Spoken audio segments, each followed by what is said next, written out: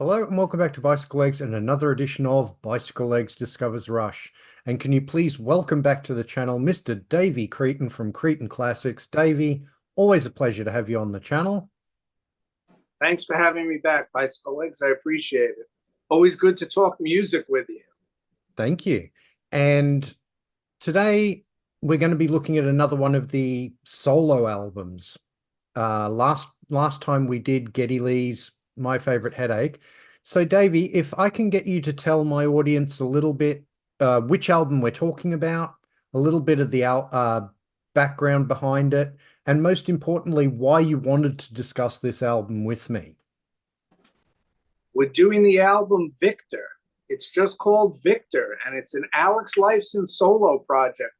And actually it was the first solo project to be released by a member of Rush because it precedes Geddy Lee's My Favorite Headache by 4 years. So it came out in January of 1996, and it's a stark gray and white cover with an unusual image of Alex. It's not an eye-catching cover at all. In fact, I think that hurt the sales of the record being called Victor and not being issued under his name, but he wanted his own project totally separate from Rush. And this is definitely a dark horse in the Rush catalog. It sounds completely different than every other Rush album, which we'll get into as we do a song-by-song breakdown. Yeah. And if I could just read a brief intro, Martin Popoff has this great book, Driven. It's a trilogy. There are 3 books, and this one is called Driven, Rush in the 90s and In the End. And it briefly, Martin interviewed Alex for this album, and he says, quote, "I always wanted to do something like Victor. I've always wanted to work on a solo-ish project. I knew the demands that recordings take with Rush. I really needed to have a good block of time, which was equal to what we take with the band. That is normally 8 or 9 months from inception to final mixes.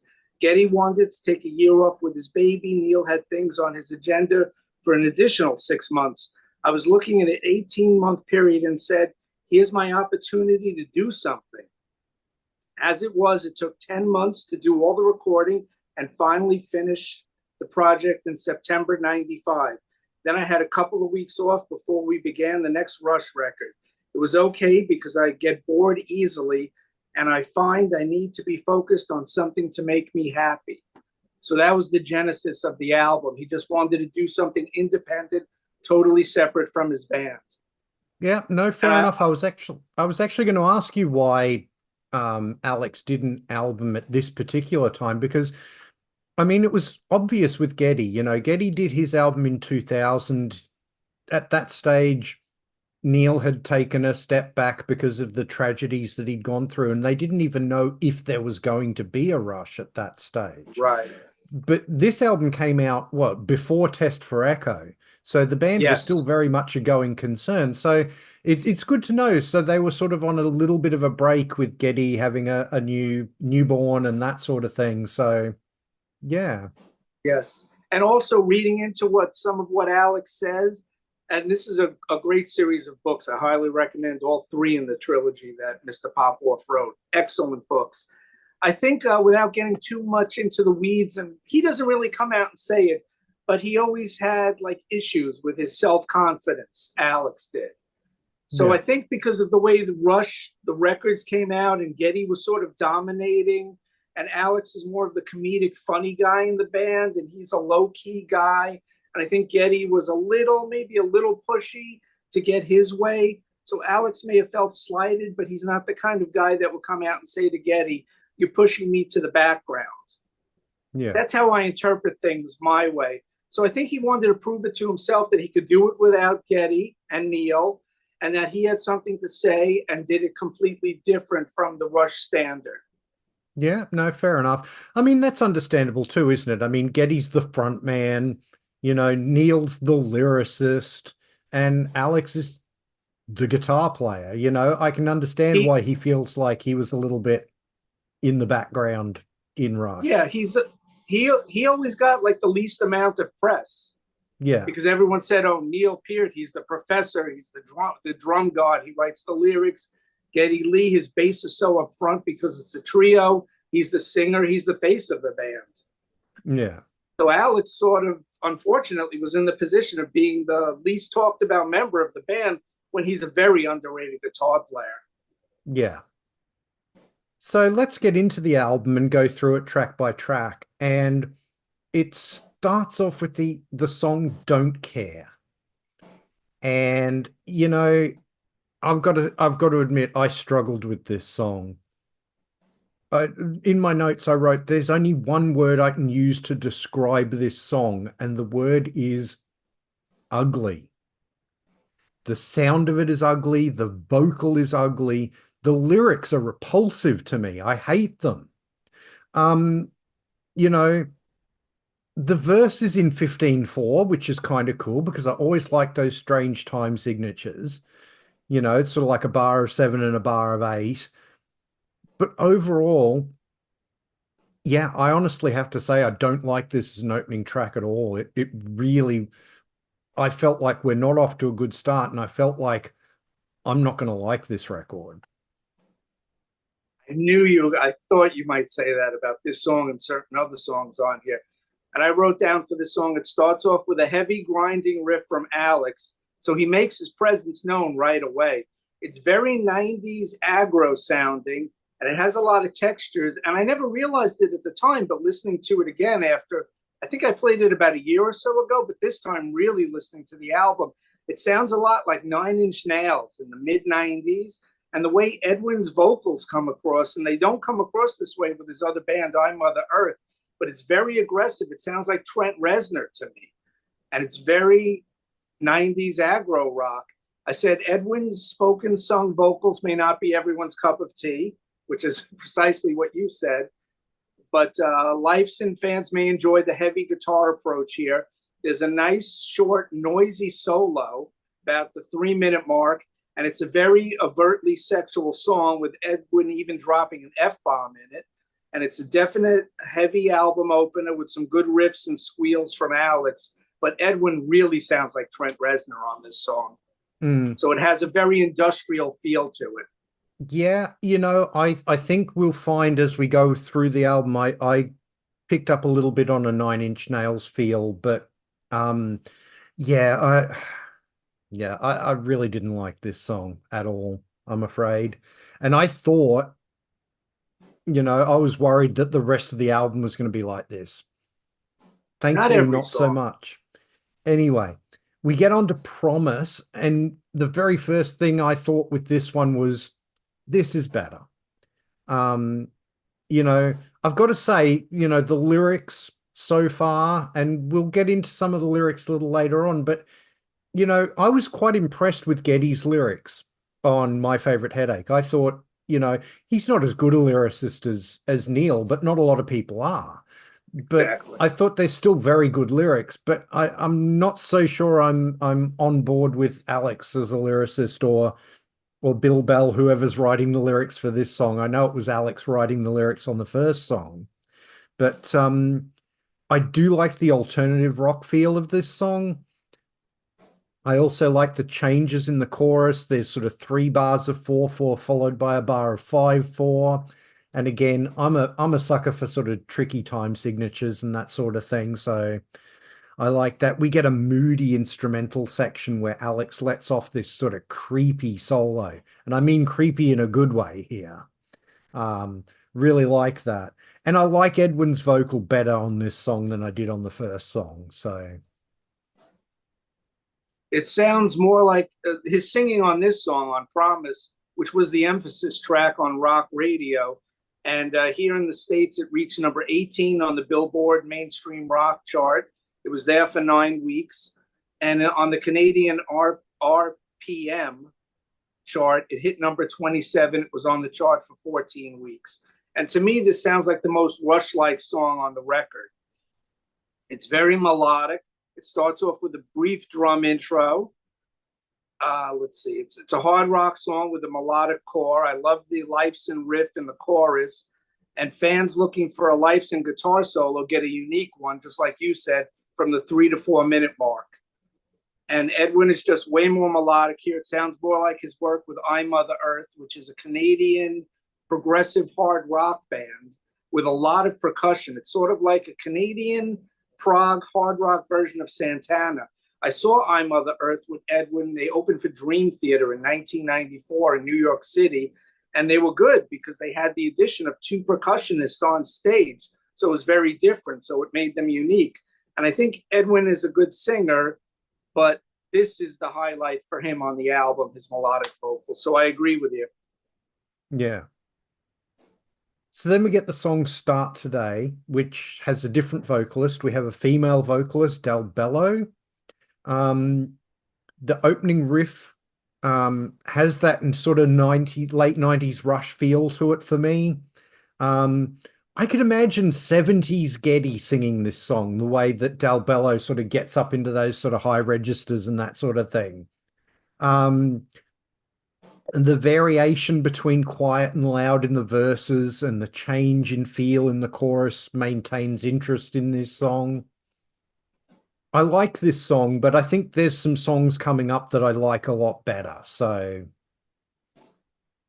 I like this one too. I remember hearing it for the first time, and I remember looking at the CD credits at work when I was working in the record store and seeing the name Del Bello, and I said, "That's the Canadian female Canadian singer who wrote a bunch of songs." And in the States, she's known for writing a song that Queensryche covered on their Rage for Order album called "Gonna Get Close to You." And I saw one of her videos once, and she has a super high voice. So during the verses, she's doing the spoken word part. And then in the chorus, she just jumps up and takes off with this shrieking vocal. And you're right, it sounds a lot like 70s Geddy. yeah, But this is a good song. It's a little different because it has the mellow verse and then the heavy chorus. And I like yeah, his guitar work on here. So it's another good song. I like the first three songs, but I understand why you don't like the first song.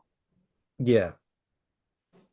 So then we get Mr. X, which is an instrumental. And I mean, I'm always a sucker for Rush instrumental. So I was looking forward to this one when it came on.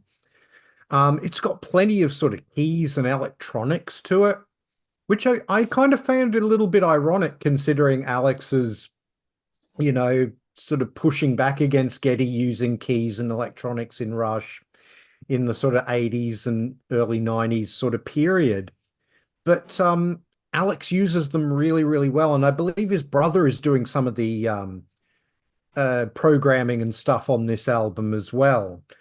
See, and Um, I thought that was his son. I thought Adrian was his son, but you might oh, be okay, right. you could be right. I don't know. I just saw the surname and I assumed. But I really like this.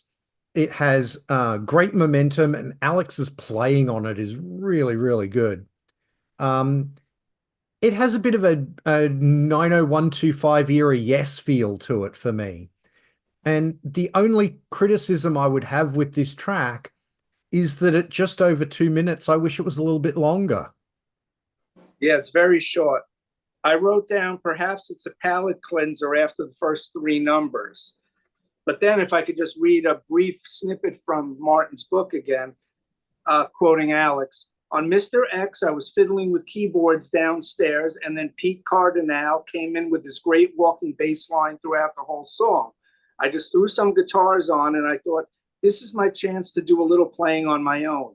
Mr. X is a really fun song, and it picks me up.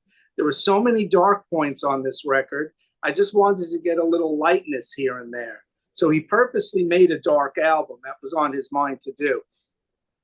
This song and another song called Shut Up, Shutting Up, which we'll get to later, became those two things to dynamically pick the record up so you don't start crying by the end of it. So I think he specifically put it as track 4, just something to calm things down and to let you know, here I am, the guitar player. And it's a unique track and it's a good track. I like his guitar work on it. Yeah. So then we get into At the End. And this has a sort of really creepy feel to the intro. Again, I mean that in a good way. Again, there's lots of sort of keyboards and electronics here. Here, Alex is straying far off the beaten path as far as sort of Rush sound goes. And I'm here for that. One of my very slight criticisms that I had with Geddy's solo album was that it didn't stray a long way from the Rush sound, whereas this song and a couple of other songs that we'll talk about as we get into this Oh yeah. album are very adventurous as far as sort of straying away from that typical Rush sound. Even the 80s Rush sound sounded nothing like this. I really, really like it. And I love his recitation of the lyrics. It's very effective, just sort of reciting this sort of poetry, as it were. And it starts to pick up intensity. We get sort of drums and guitars. Yeah, it's overall, I love the atmospherics of this. It's wonderful. And you get some really, really tasty leads from Alex on this song too. So this is my favorite song on the album up to this point.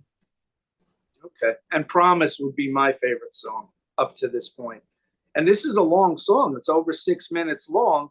You know what I realized listening to it again? A record we were talking about on one of your previous shows, a panel show we did, our favorite instrumental albums. And I brought up Billy Curry's Transportation record. Yeah. And I know you bought it on vinyl. Have you had a chance to listen to it yet? Yeah, it's a really good record.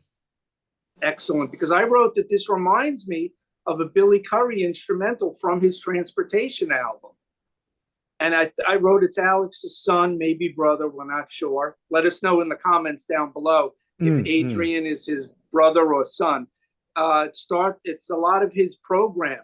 So it's a lot of that 90s Nine Inch Nails industrial type sound, which totally separates it from every Rush release.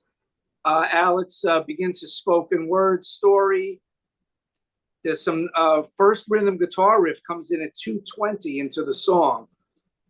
And then at the 4-minute mark, Alex actually begins to sing a little bit. I put in quotes. It's a spoken word singing thing. And it's weird to hear him singing because ever since I've been seeing Rush live, when I started seeing them in the mid-'80s on the Power Windows tour, they were using pre-recorded vocals live. Every time you heard an extra voice, Alex was going up to the mic, but you heard Geddy's voice. And they were doing that as early as the Moving Pictures tour. So it's unusual to hear him sing because he usually got Geddy's pre-recorded backing vocals live. I wrote there's some nice Alex Lifeson guitar riffing here, but it might be a tough nut for hardcore Rush fans to swallow this song because it's so different. It's so far off the beaten path. Yeah. You know, you mentioned his singing in this song. I actually quite like it. And I do wonder what this album might have been like if he'd actually decided to take on the vocal duties himself. You know, might have given, maybe he's not technically as good a singer, but I wonder if it may have given the album that sort of character, of him doing his own vocals and that sort of thing. It's just a what if. It would have, but I don't think he had the courage at the time to do that.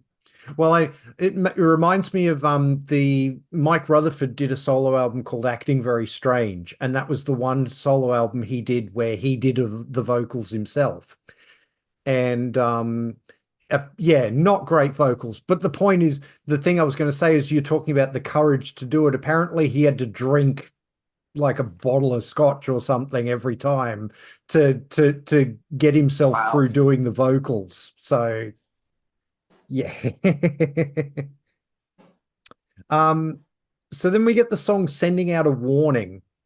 And the opening riff to this one has that sort of alternative metal feel to it that a couple of the other earlier songs have as well.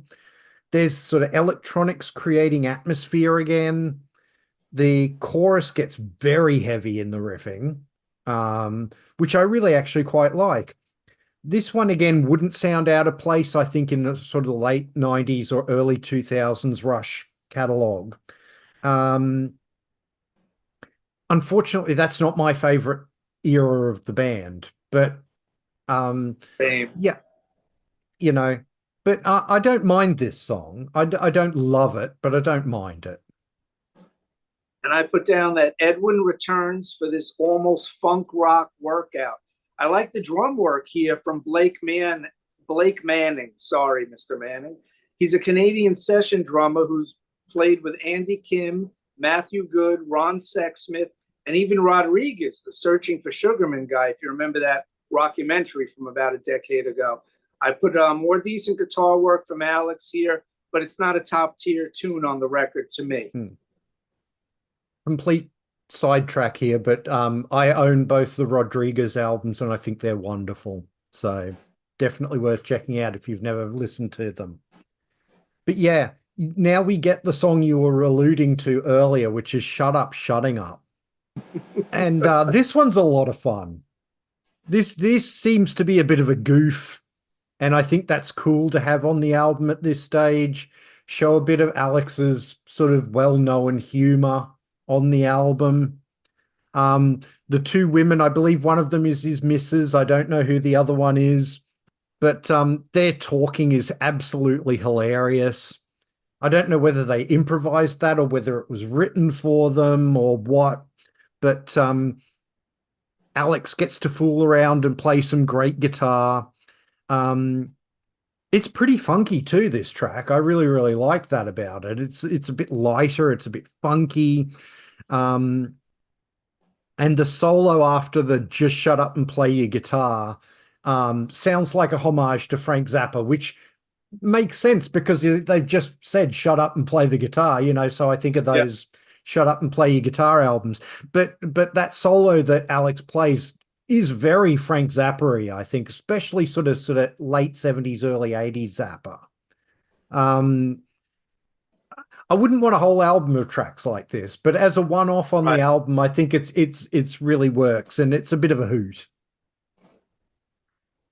And it is Charlene, Alex's wife, and I guess it's her friend Esther. And they just do this sort of comedy routine throughout it. I'm thinking it might be partly improvised, or maybe they went through a few different versions. He took the best ones, the ones that Alex thought were the funniest. I wrote down, I love the riffs and leads here, but it's a very bizarre tune. Alex's wife and friend do some spoken word on the verses. I guess this is supposed to show off his wacky sense of humor, but it kind of comes across as a tad grating, especially the ending where he just keeps screaming, shut up, shut up, shut up, shutting up. And I wrote down exactly what you said. That's why I laughed. Some Zappa-esque overtones, shades of Valley Girl, perhaps. And it might have even been ripe for the Dr. Demento show. Do you know who Dr. Demento is? Oh, yeah. I grew up with Dr. Demento. They used to play it here on, there was a radio station called 4BC, and they used to play the Dr. Demento show on the weekends. And he's still active. He's still doing the show online because I looked it up. So he's been doing this for over 50 years. He started out as a DJ and did all these, played a lot of comedic songs. He gave our good buddy Weird Al Yankovic his break. So I always thought that this would have fit perfectly on the Dr. Demento show. Yeah. It's an unusual tune. It's good, but any hardcore Rush fan might think, what the heck is this? Yeah. So then we get another instrumental, which is called Strip and Go Naked. Alex is playing his mandola in the intro, which I always love it when he does that on Rush albums. You know, mandola is sort of a cross between a mandolin and a guitar, and it has that mandolin-y kind of sound. So I really, really like that. This has a bit of a country vibe at first, with very sort of Steve Howe sounding slide guitar parts. And then it takes a sort of more dramatic turn before going very, very quiet. And there's some beautiful soloing in this quiet section. Really, really like the dynamics of this piece. You know, of the two fully instrumental tracks on this album, this is my favorite of the two. I really, really like this track a lot. And the last song in Martin Popoff's book, Driven, Rush in the 90s, and in the end, this is the other song that Alex mentioned, so I'll briefly read this. Strip and Go Naked was more of an exercise where Bill Bell and I decided to get as many elements as possible into the song. Start off with some 12-string acoustic and use some electric, then some bottleneck. So that's the country vibe that you were talking about. So it takes it to a bluesy sort of thing from a folky Celtic thing, and then into the soaring guitar line, which you pointed out. We just wanted to create a lot of different textures and levels. It's really honest and pure, and it came very quickly. We basically wrote and recorded it in a day. I don't get the opportunity to play that way. I wouldn't discount doing an entirely instrumental record like that, but it's decades later and he Hmm. hasn't. Let me Yeah, just go to my notes briefly, see if I could add anything here. Yeah, beginning like a country and western hoedown, it turns into a nice melodic showcase for Lifeson's lead guitar work. Definitely a welcome diversion after the oddness of the previous track I have. yeah, I would totally have been here for an Alex Lifeson fully instrumental album. That that just the thought of that to me, because I love Rush instrumentals and I love the two instrumentals he does here. So a whole album of that sort of thing, I would have been all over that. Well, he does speak about that in the book. He says Hmm. that I could have done one of those records, but I've heard those records. They're good. They showcase the great playing. But do you go back to those records? He said, I wanted to do an album that had a feel, a sound to it. So that's why he didn't do an all instrumental album. He just thought I it's wankery and it's showing off for just showing off sake. And this is the route he decided to do. And unfortunately, he hasn't done much since then, except his band, Envy of None, which is Yeah. very different also from Rush.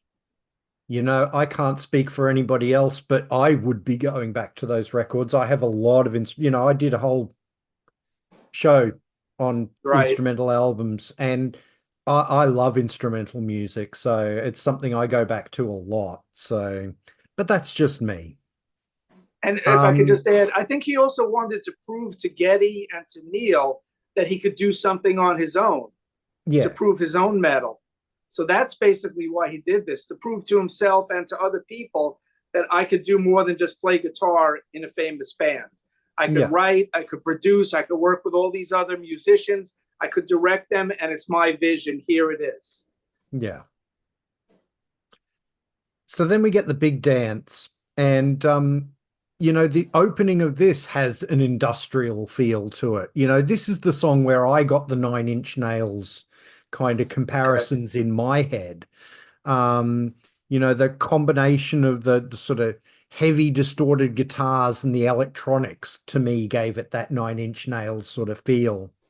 And Edwin's vocals adds to that too. Again, I'm getting the Trent Reznor vibes on this song with Edwin's vocals. Again, very dark lyrics.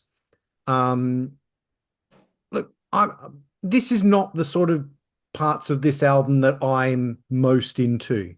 I like this better than the song like Don't Care, but this is not one of my favorites on the album, I have to say. I would agree with you. I put Les Claypool actually from Primus plays bass on this track, but I think he's kind of buried in the mix. I really Hmm. can't hear him. Doesn't sound anything like Primus to me. Edwin back on vocals and in full Trent Reznor mode for this aggressive industrial sounding rocker. Big Nine Inch Nail vibes when Edwin sings, and some of the lyrics sound a tad misogynistic in 2024. So they haven't aged well on this. And of course, the opening track, Don't Care, like you said. Yeah. So yeah, they're probably my two least favorite songs, but Don't Care is definitely the one I really just struggled to listen to. But yeah, the thing I do like about this album, though, we're getting towards the end. We've only got a couple of songs to go, so I think I can sort of talk about this. The one thing I do admire about this album, maybe like isn't the right word, but the thing I do admire about this album is that it does go all over the map musically. Like it doesn't sort of get one feel and stick to it. It Like the really Getty does. record. It does seem to be trying to showcase the many sides of Alex Lifeson, as it were. And that I admire about the record. And I think a very good example of that is the next track that we're going to talk about, which is the title track, Victor. The lyrics are from a poem by W.H. Auden, and they're kind of terrifying, these lyrics. It's a really scary story. Alex's recitation of the poem is again very, very effective. I would have liked to have heard him do a little more of this on the album. Um, like at the end, musically, it's full of keyboards and drum machine, giving that eerie quality to the music. There's nothing in the Rush catalog like this, and that's what I really admire about, this song and at the end. And those style of songs ended up being my favorites on the albums. Um, yeah, really appreciate the fact that Alex is trying to do something completely different. When the sax comes in, it started to give me kind of Laurie Anderson vibes. I don't know if you can hear that in the music, but I started to get a bit of a Laurie Anderson feel to it, and that's right up my alley because I'm a huge Laurie Anderson fan. Especially having the spoken word vocals as well, it really gives that vote. This is my favorite song on the album. I love it. Wow, interesting. And he says, he's also quoted in the book saying he wanted to just recite a poem over music that he created. That was one of his goals. So I think he was so impressed and liked it so much. That's why he named the album Victor. Just the way I think that he saw it, that his goal was to do that, to do something totally out of the box, unexpected, different from his parent band, Rush. And I wrote down for this one, the longest and strangest tune on display here. Lifeson reads a poem by poet Wystan Hugh Auden, who was born in 1907 and passed in 1973. So he had to probably get permission from the estate of Auden to do this. The music in the background is very jazz lounge stylized. And to me, it evokes a bygone era of maybe 1930s or 40s, like a pulp detective novel. And Colleen Allen adds these bursts of sax, like you said, she's the sax player, to underscore the point. This also reminds me of American actor and musician Crispin Glover. He made one album in 1989 called The Big Problem that was produced by Barnes and Barnes, the guys that did Fish Heads. They played all the music, and he, quote unquote, sings. Crispin Glover sings over the music. And he also reads from his novels. He's also a novelist besides being an actor and a musician. And he has two books. One is called Rat Catching. One is called Oak Mott. And this totally reminds me of that Crispin Glover album. And if you like spoken word stuff and just out there stuff, you should definitely check out the Crispin Glover album. It's on Spotify. Okay, I'll give it a listen. But once you hear that, you'll say, oh, it reminds me of Alex Lifeson's Victor, the title track. But this is very unusual, and I can see a lot of Rush fans hating it. I mean, to me, it's sort of like a failed experiment because it doesn't have that rock edge. But to him, it was a big success. He wanted to do something left field, and it's definitely left field. And you love it, so there you go. Well, I'm into left field. What can I say? Yes. So the last track is... Yeah. So the last track is I Am the Spirit, and this one sort of goes back to that Rush feel of the late 90s or early 2000s. But of all the tracks on this album that have that kind of Rush feel to them of that period, I like this one the best. The riff during the All You Have Is All There Is bit is definitely reminiscent of the song The Spirit of Radio, which kind of again makes sense because it's got that kind of diddly diddly diddly diddly,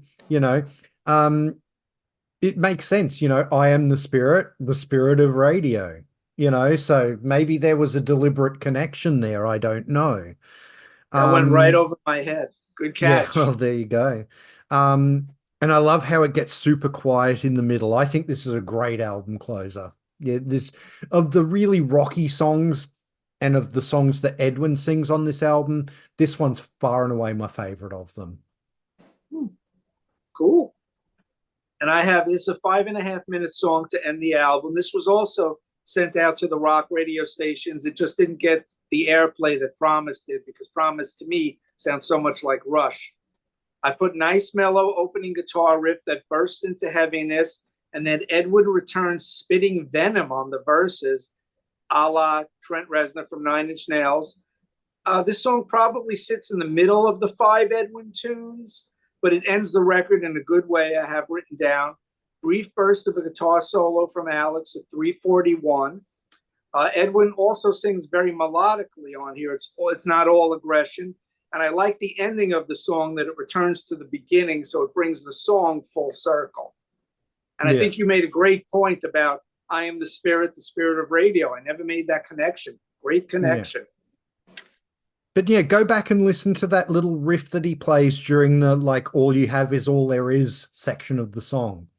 It definitely sounds like the intro of the Spirit of Radio. It really does. So my overall feelings on the album, as I've said, this goes all over the place. And I like that Alex took chances on this record. I don't think everything works on this album. And I think you and I maybe even disagree about which bits work and which don't. But But for me, what does work is really worthwhile, and it's certainly a really adventurous record. So I admire this record probably more than I like it, but the bits that I like on this album, I really like a lot.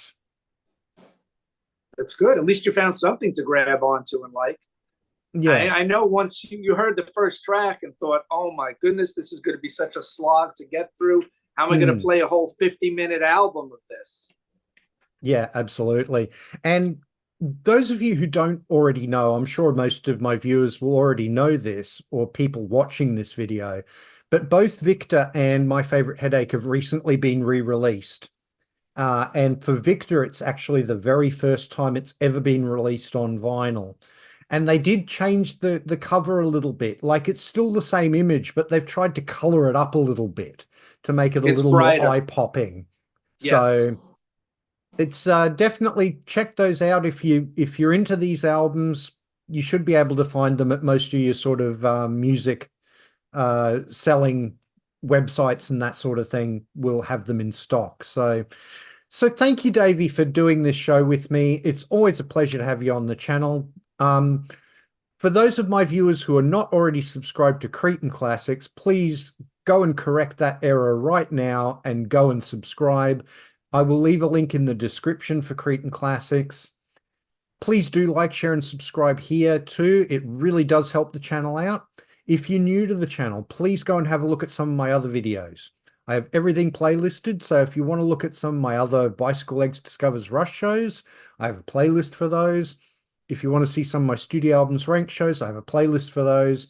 And if you want to see my appearances on other people's channels, and I will have an upcoming appearance on Cretin Classics, I also have a playlist for those. If you want to follow me on social media, I'm at bicyclelegs on Instagram, Twitter, and a bunch of other places. I also have a dedicated Bicycle Legs Facebook page. Links are all in the doobly-doo. Please do give those all a follow and join in the conversation. I'd really love to have you there. Thank you very much for watching, and I'll see you in the next one. Thanks. Bye-bye.